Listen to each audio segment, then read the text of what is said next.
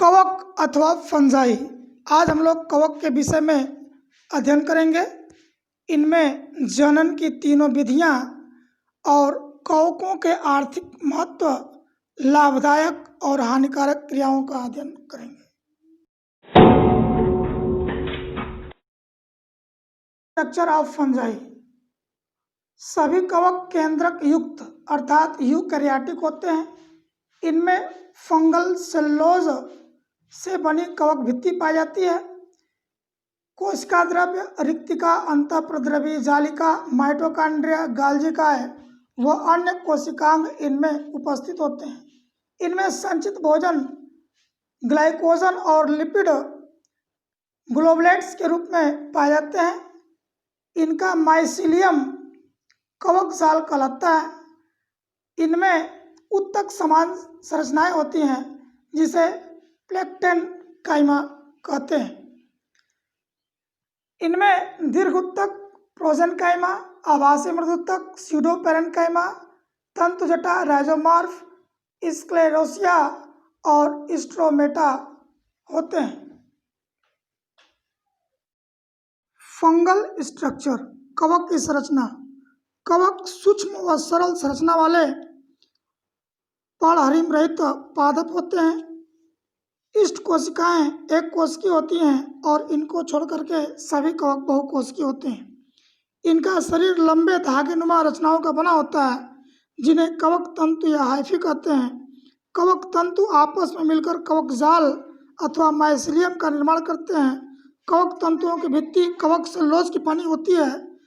इसमें काइटिन भी पाया जाता है। कवक तंतु दो प्रकार के होते हैं, अपपटीय या संकोशिकी एसेप्टेट और कोइनोसिटिक जैसे फाइकोमाइस्टीज में, पट्टयुक्त व एक, दो या बहुकोशिकीय जैसे एस्कोमाइस्टीज तथा बेसिडियोमाइस्टीज में। आवास तथा पोषण। Habitat and nutrition of fungus. कवक जल, थल, वायु सभी स्थानों में पाए जाते हैं।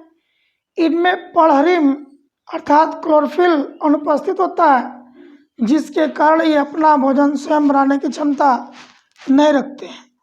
कवक पोषण के आधार पर तीन प्रकार के होते हैं, परजीवी पैरासाइट्स, सहजीवी सिम्बियोटिक, मृतोपजीवी अर्थात सेप्रोफिटिक फंगस। परजीवी अर्थात पैरासिटिक फंगस वे कवक जो अपने भोजन के लिए दूसरे जीवित अथवा मृत पौधों पर निर्भर होते हैं उन्हें परजीवी कहते हैं, जैसे पक्सिनिया तथा यूस्टिलैगो। दूसरा सहजीवी या सिम्बियोटिक, जब दो जंतु अथवा पौधे आपस में अंतःक्रिया करते हैं और दोनों को लाभ होता है तब इन्हें सहजीवी कहते हैं, जैसे लाइकेन। लाइकेन कवक और नीले हरे शैवालों का कॉम्बिनेशन होता है। इनमें दोनों को लाभ होता है। माइकोराइजा। साइकस पाइनस व अन्य पौधों के कोर्लाइड जड़ों में सूत्रनुमा कवक पाए जाते हैं जिन्हें माइकोराइजा कहते हैं। ये पौधों को नमी व भोजन प्रदान करते हैं। मृतोपजीवी कवक अर्थात सेप्रोफिटिक, जैसा कि नाम से स्पष्ट है कि ये मरे हुए सड़े हुए कार्बनिक पदार्थों पर उगते हैं और उनसे भोजन प्राप्त करते हैं।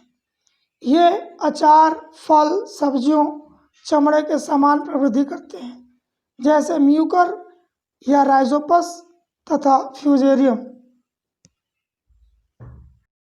परजीवी कवक की बात करें तो ये अपना भोजन होस्ट अर्थात परपोषी से एक विशेष संरचना द्वारा अवशोषित करते हैं जिसको चुस्कांग या हॉस्टोरियम कहते हैं। मृतजीवी कवक विशेष एंजाइम्स उत्पन्न करते हैं, जटिल कार्बनिक पदार्थों को सरल भोज्य पदार्थों में परिवर्तित कर देते हैं और उनको एब्जॉर्ब कर लेते हैं। Reproduction in fungi. कवकों में जनन। कवकों में मुख्य तीन विधियों द्वारा जनन होता है, कायिक, अलैंगिक और लैंगिक। अब हम लोग कायिक जनन पढ़ेंगे। कायिक जनन निम्न विधियों द्वारा होता है। पहला खंडन या फ्रैगमेंटेशन, जब कवक सूत्र कई खंडों में टूट जाते हैं और प्रत्येक खंड नया कवक सूत्र बनाता है तब इसे फ्रैगमेंटेशन कहते हैं।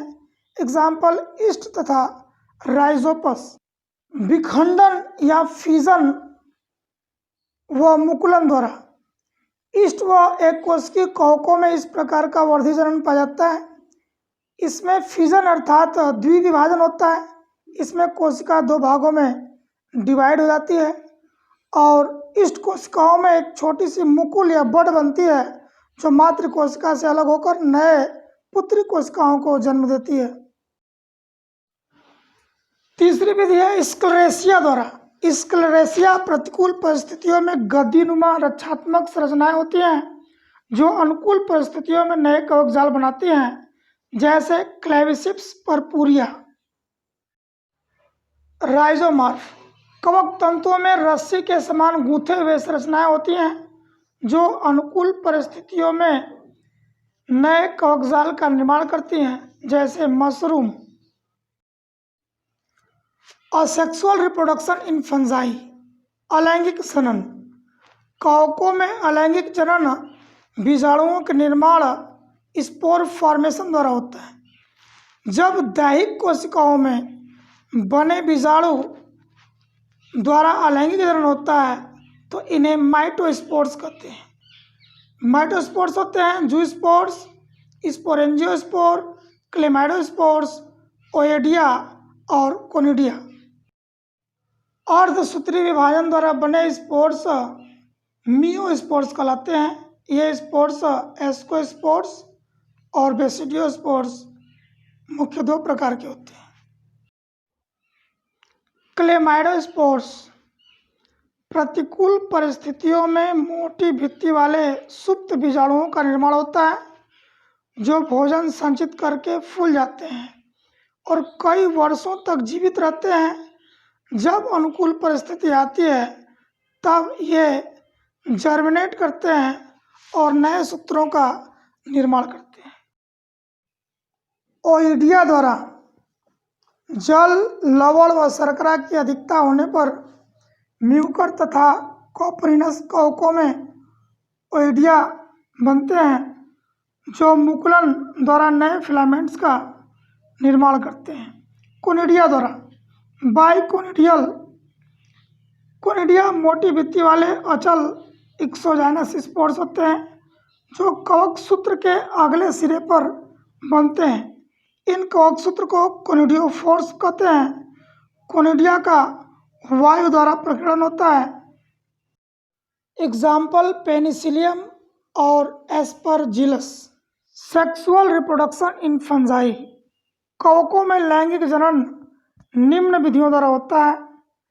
पहला चल युग्मकीय संयुग्मन प्लेनोगैमेटिक कॉपुलेशन। दूसरा युग्मक धानीय संपर्क गैमेटेंजियल कॉन्टैक्ट। तीसरा युग्मक धानीय संयुग्मन गैमेटेंजियल कॉपुलेशन। चौथा अचल पुमड़ु युग्मन स्पर्मेटाइजेशन और पांचवा का युग्मन सोमैटोगैमी। प्लेनोगैमेटिक कॉपुलेशन, इसमें चल युग्मकों प्लेनोगैमेट्स का फ्यूजन होता है। यह निम्न तीन प्रकार के होते हैं। समयुग्मकी आइसोगैमस, जब संयोजन करने वाले दोनों युग्मक आकार में समान किंतु क्रियात्मक दृष्टि से भिन्न होते हैं। एग्जाम्पल सेंड्रियम। असमयुग्मकी, जब संयोजन करने वाले युग्मक आकार व क्रियात्मक रूप से भिन्न होते हैं तब इन्हें असमयुग्मकी कहते हैं। इनमें नर युग्मक अपेक्षाकृत मादा के छोटे व अधिक सक्रिय होते हैं। विषम युग्मकी, इसमें एक युग्मक चल व नर, दूसरा अचल व मादा युग्मक होता है जिसमें अंडगोल या स्फीयर उपस्थित होता है। दोनों आपस मिलकर जनन क्रिया करते हैं। गैमेटेंजियल कॉन्टैक्ट, युग्मक धानीय संपर्क। इस प्रकार के संयुग्मन में दोनों युग्मक धानियों का आपस में संपर्क होता है और इनके मध्य फर्टिलाइजेशन ट्यूब का निर्माण होता है। इसमें से होकर नर युग्मक धानी का समस्त प्रोटोप्लास्ट मादा युग्मक धानी में चला जाता है, किंतु दोनों युग्मक धानियों का संलयन नहीं होता। परिपक्व भित्ति अब निषिक्तांड या उस पर बदल जाती है। Example Phytophthora. गैमेटेंजियल कॉपुलेशन, युग्मक धानी संयुग्मन। इसमें दो युग्मक धानियों के संपूर्ण भागों का संयोजन होता है। युग्माणु या जाइगोस्पोर बनता है जो अंकुरण करके माइसीलियम का निर्माण करता है। राइजोपस तथा म्यूकर में इस प्रकार का जनन पाया जाता है। स्पर्मेटाइजेशन, अचल पुमणु युग्मक। एस्कोमाइस्टिस और बेसिडियोमाइस्टिस के कुछ सदस्यों में छोटी अचल एक केंद्रीय बीजाणु जैसी संरचना बनती है जिसे पुमणु या स्पर्मेशिया कहते हैं। ये नर युग्मक होते हैं। ये कीट वायु जल द्वारा मादा युग्मक धानी पर एक छिद्र द्वारा पहुंचकर अपने केंद्रक को मुक्त करते हैं। सोमैटोगैमी, एस्कोमाइस्टिस और बेसिडियोमाइस्टिस के कुछ सदस्यों में प्राय लैंगिक जननांग स्पष्ट नहीं होते। दो समान कोशिकाओं के केंद्रक मिलकर जाइगोट बनाते हैं। इनमें माइसीलियम ही आपस में मिलकर के जनन क्रिया करता है।